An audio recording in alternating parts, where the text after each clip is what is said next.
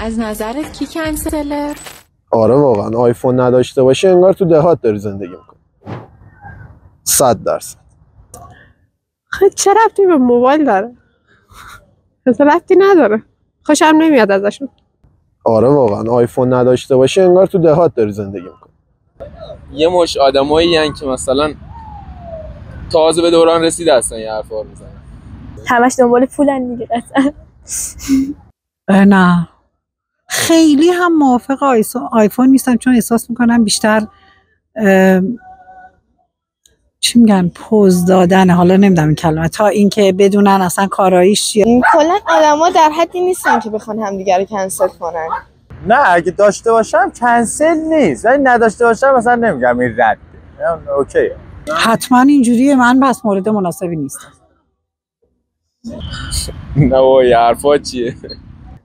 کلا با این کنسله من مشکل دارم. Bro.